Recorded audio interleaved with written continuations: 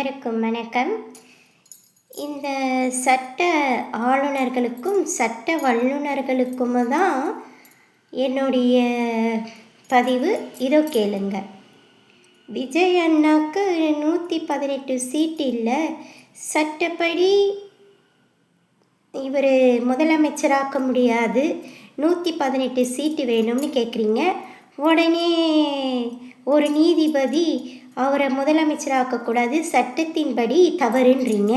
Correct. எனக்கு ஒரு சந்தேகம், இந்த அளவுக்கு சட்டம் விஜய் அண்ணாக்கு இவ்வளோ அழகாக நீங்கள் இருக்கீங்க, கட் அண்ட் ரைட்டானா எனக்கு ஒரு சந்தேகம். அப்போது குற்றவாளி படத்தை வச்சு இங்கே முதலமைச்சர் பதவி ஏற்றும் போது இந்த நீதிபதி அவர்கள் ஏன் தவறு, இந்த பதிவு செல்லாதுன்னு ஏங்க தீர்ப்பு தரல? இதையே ஏடிஎம்கேல ஜெயலலிதா அம்மா ஆட்சியில் இருந்தபோது சொத்து குவிப்பு வழக்கில் இந்த மாதிரி அவங்க குற்றவாளின்னு தீர்ப்பு வந்தபோது சிறைக்கு செல்லணும்னு இருக்கும்போது அவங்க தற்காலிகமான முதலமைச்சராக ஓபிஎஸ் நிறுத்தும் போது ஓபிஎஸும் மற்ற மெம்பர்ஸ் எல்லாரும் சேர்ந்து கண்கலங்க ஜெயலலிதா அம்மாவுடைய ஃபோட்டோவை வச்சு அத்தனை பேரும் பதவியேற்றாங்க. அது ஒரு குற்றவாளி ஃபோட்டோ வச்சு ஏற்றுனது, இது செல்லாதுன்னு ஏன் நீதிபதி கண்டனம் தெரிவிக்கலை? எதுக்கு சட்டப்படி இது தவறுன்னு சொல்லலை? எல்லாம் சட்டப்படினா சட்டப்படி தானே நடக்கணும்.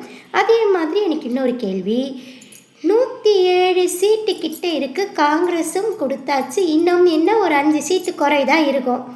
நான் என்ன கேட்குறேன், பெரும்பான்மையுடன் நீங்கள் உள்ளே அமிச்சாதானே எவ்வளோ பேர் எதிர்க்கிறாங்க, எவ்வளோ பேர் ஆதரவுன்னு தெரியும். நீங்கள் சிஎம் போஸ்ட்டை கொடுத்து அவரை சட்டசபைக்குள்ளேயே அனுப்பாதற்கு காரணம் என்ன? சட்டம்னா எல்லாருக்கும் ஒரே மாதிரி தானே இருக்கணும். அது என்ன விஜய் அண்ணனுக்கு மட்டும் சட்டம் கரெக்டாக வேலை செய்யுமா? எனக்கு புரியலையே. சரி, அப்போது நான் என்ன கேட்குறேன்னா, ஆளுநர் இல்லத்துக்கு அனைத்து கட்சி கூட்டத்தையும் மறத வைத்து விஜய் அண்ணா இவையும் அமர வைத்து எவ்வளோ பேர் ஆதரவு எவ்வளோ பேர் எதிர்ப்புன்னு கேளுங்க. நீங்கள் சட்டசபைக்குள்ளேயே அனுப்பாமல் இருந்தால் எப்படி? இது தவறு.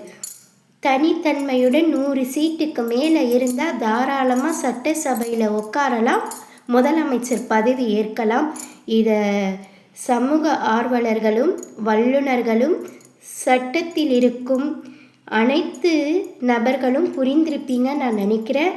இதை நீங்கள் உடனடியாக ஒரு தீர்ப்பு எடுக்கணும்.